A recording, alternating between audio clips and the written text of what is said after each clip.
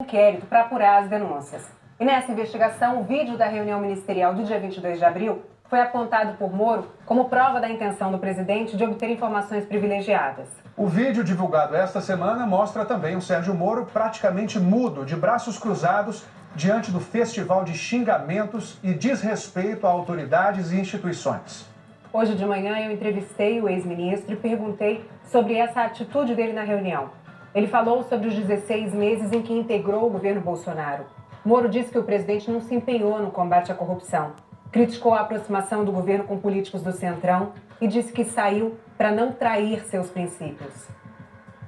Obrigada por aceitar o nosso convite. Tudo bem, Poliana. É um prazer aí estar falando com o Fantástico, com a imprensa. Com 22 anos de experiência na magistratura, na avaliação do senhor, o presidente cometeu crime?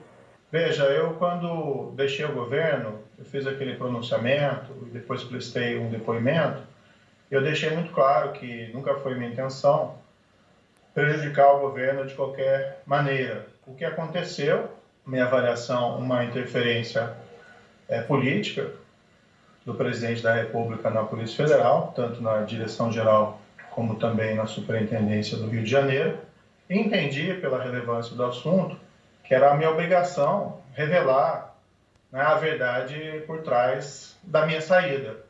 Cabe agora às instituições, né, o PGR, a Polícia Federal e o próprio Supremo Tribunal Federal fazer a avaliação sobre esses fatos. Né? Na minha parte não cabe eu emitir uma opinião específica a esse respeito.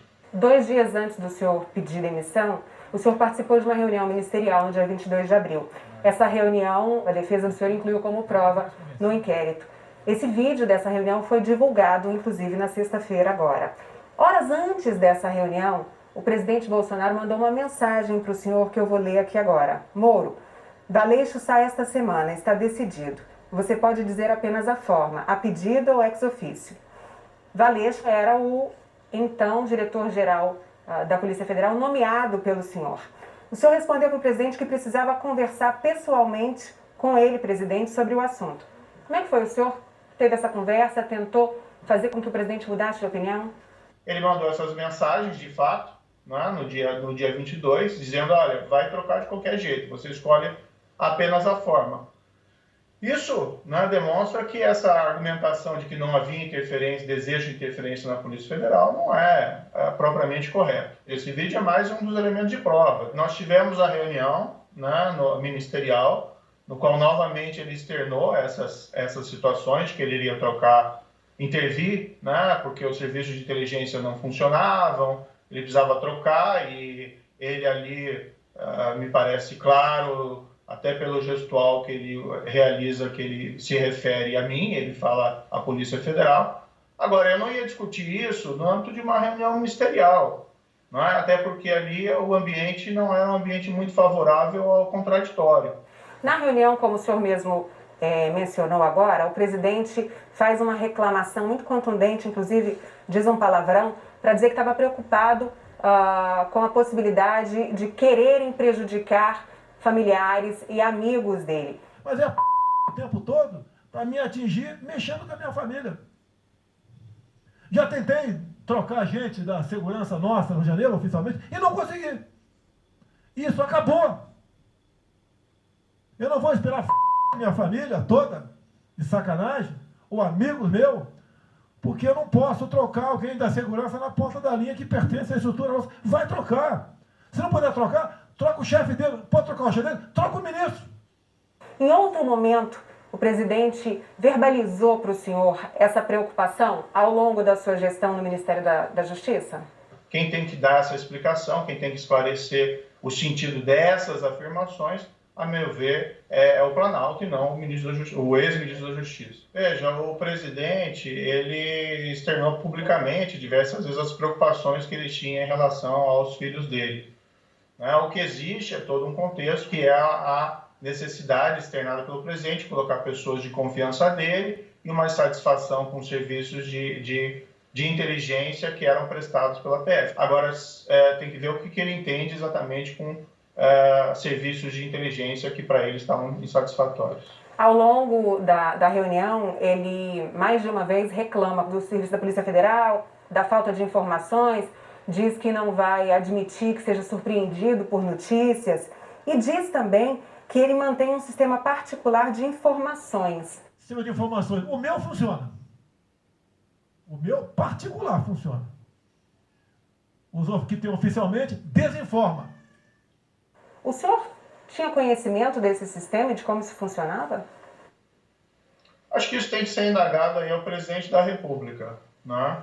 O que ele quis dizer com esse serviço particular. O que me causou mais preocupação foi, me parece, o desejo de que os serviços de inteligência prestados por esse serviço particular fossem passados a ser prestados pelos serviços oficiais. Num dos momentos da reunião em que o presidente diz que vai interferir em todos os ministérios, ele olha para o senhor. E não dá para trabalhar assim, fica difícil. Por isso, vou interferir. Ponto final, pô. Eu queria entender se essa olhada que o presidente dá para o senhor, olhando para a esquerda, que é onde o senhor está, para o senhor confirma que a interferência seria na Polícia Federal e não uma mudança na segurança pessoal e familiar dele, como em algum momento isso foi dito. Eu acho que o vídeo ele fala por si. Quando ele olha na minha direção, isso evidencia de que ele estava tratando desse assunto, falando desse assunto da Polícia Federal. E nós temos que analisar os fatos que ocorreram anteriormente. Ele não teve nenhuma dificuldade em alterar o serviço do GSI, inclusive do Rio de Janeiro. Ele promoveu até as pessoas envolvidas, sinal de que não havia nenhuma insatisfação. E os fatos posteriores? Os fatos posteriores são o quê? A mensagem que ele me manda na quinta de manhã, que ele fala mais um motivo para a troca, após enviar uma mensagem relativa ao inquérito no Supremo Tribunal Federal. E, por outro lado, o que acontece? Acontece a demissão do diretor Valeixo. Em que momento o senhor sentiu que o presidente estava tentando agir de forma a que a Polícia Federal atendesse aos desejos dele, às necessidades dele? Eu tenho que entender, no fundo, essa questão da interferência na Polícia Federal, ela vem num contínuo, na qual eu ingressei no governo e até dei uma entrevista na época ao Fantástico, muito clara de que eu tinha um compromisso com o combate à corrupção, com o combate à criminalidade violenta, o combate ao crime organizado. E, em parte, isso foi realizado, especialmente a criminalidade violenta e o combate ao crime organizado. O que eu entendi, no entanto, é que essa agenda anticorrupção, e me desculpem aqui os seguidores do presidente se essa é uma verdade inconveniente, mas essa agenda anticorrupção não teve um impulso por parte do presidente da República para que nós implementássemos. Então, nós tivemos lá, por exemplo, a transferência do COAF, do Ministério da Justiça, não houve um empenho ali do Planalto para que fosse mantido no âmbito do Ministério da Justiça. Depois houve o projeto anticrime, que não houve, a meu ver, um apoio adequado por parte do Planalto. Houve lá a mudança do entendimento da execução em segunda instância, depois foi apresentada uma proposta de emenda constitucional para restabelecer a execução em segunda instância, que é algo muito importante contra a corrupção. Não houve uma palavra do presidente da República em apoio. Então, essa interferência na Polícia Federal, a meu ver, ela vem no âmbito de um contínuo, não é, em que eu vi essa agenda anticorrupção ser cada vez mais esvaziada. E, recentemente, nós vimos essas alianças, né, que estão realizadas com políticos que não têm um histórico totalmente assim, positivo dentro da história, né, da administração pública. É certo que é preciso ter alianças no parlamento para conseguir aprovar projetos. Então, eu acabei entendendo, né, com essa interferência que, olha, não faz sentido eu permanecer no governo. Até porque, né, qual que era a minha percepção? O governo se vale da minha imagem, que eu tenho esse passado de combate firme contra a corrupção, e, de fato, o governo não está fazendo isso. Não está fortalecendo as instituições para o combate à corrupção. Por que o senhor não saiu antes? E eu fui permanecendo porque eu tinha esperança de conseguir avançar com essa agenda. Eu fui vendo essa agenda sendo esvaziada e, para mim, realmente a gota d'água foi essa interferência na Polícia Federal. Em particular porque a Polícia Federal ela também investiga malfeitos dos próprios governantes. A pergunta que surge é se o senhor teria guardado alguma prova justamente para não parecer teria sido omisso em relação a alguma possível conduta criminosa do presidente durante a sua gestão? Não, de forma nenhuma. Não houve nenhuma situação, toda a situação eu revelaria se fosse o caso. Claro que existe todo esse contexto também que eu mencionei antes, de um desapontamento em relação à falta de empenho, né, do presidente em relação à agenda anticorrupção, que envolve agora essas alianças políticas, algumas questionáveis. Veja, vamos colocar bem claro, eu não tenho nada contra os políticos, mas algumas alianças são realmente questionáveis. Ministro, eu me lembro aqui que quando o senhor me deu aquela entrevista em 2018, o senhor me disse que o presidente Bolsonaro tinha o compromisso com o senhor de que ninguém seria protegido no governo dele. O senhor acha que ele quebrou esse compromisso? Quando há essa interferência sem causa na Polícia Federal, isso me trouxe assim muito incômodo. Se viu em outras situações, trocas, substituições, demissões em outros órgãos do Estado, notadamente na área ambiental, que também seriam um pouco controversas. Que outras trocas o senhor considera que foram controversas? Olha, a própria questão das substituições do Ministério da Saúde, eu acho que são absolutamente controversas. Claro que o presidente escolhe, os seus ministros, mas são substituições assim bastante questionáveis do ponto de vista técnico. Eu quero dizer que eu também me sentia desconfortável com essa gestão. A posição do governo federal, em relação à pandemia, muito pouco construtiva. No dia da reunião, o Brasil contava com 2.900 mortos e mais de 46 mil casos de Covid. E esse assunto praticamente não foi debatido na reunião. Hoje a gente já passa de 22 mil mortos. O senhor que viveu o governo de dentro, por que a pandemia não foi discutida naquela reunião? Essa é uma questão que deveria ser dirigida principalmente ao presidente da República. O presidente da República tem uma posição negacionista em relação à pandemia. Houve um debate também sobre a questão de prisão, no caso de infração, descumprimento de isolamento e de quarentena. Teve alguns episódios, que foram até noticiados, de algumas pessoas que foram presas por violação de isolamento de quarentena. E eu sempre externei, a minha posição é que a prisão deve ser evitada ao máximo. Isso deve ser objeto de diálogo, deve ser objeto de convencimento. Mas existe uma possibilidade legal da prisão porque é um crime previsto, uma infração penal prevista no artigo 268 do Código Penal. O presidente Bolsonaro insultou ali na reunião prefeitos e governadores por justamente adotarem o isolamento. O senhor acha que esse assunto, a posição do senhor pró-isolamento, aumentou o clima de tensão, o choque entre o senhor e o presidente Bolsonaro? Dentro do governo, eu lembro de várias reuniões que eu participei, isso pode ser dito melhor pelo ministro Mandetta, e que foi alertado o risco de que houvesse essa escalada de mortes. E, no entanto, me parece que falta um planejamento geral por parte do governo federal em relação a essas questões. Agora, eu acho que a minha lealdade ao próprio presidente demanda que eu me posicione com a verdade, com o que eu penso, e não apenas concordando com a posição do presidente. Se for assim, não precisa do ministro, precisa de um papagaio. Em nenhuma circunstância se pode concordar com vamos dizer assim, que o armamento sirva de alguma forma para que as pessoas possam se opor de forma armada contra medidas sanitárias. Mas foi justamente isso que o presidente Bolsonaro defendeu na reunião, que a população fosse armada, inclusive com o intuito de se rebelar contra governadores e prefeitos. E o senhor estava ali presente. Sim, mas veja, não há espaço ali dentro dessa reunião, isso me pareceu muito claro, não existe um espaço ali para o contraditório. No dia seguinte, saiu uma portaria assinada pelo senhor e pelo ministro da Defesa, aumentando a possibilidade do cidadão comprar munição de 200 cartuchos por mês para 550 por mês. Essa atitude do senhor foi resultado dessa pressão que o presidente fez na reunião? Certamente. Eu não queria também que isso fosse utilizado como um subterfúgio para desviar a questão da Polícia Federal, da interferência na Polícia Federal. O senhor achou que valia a pena a troca?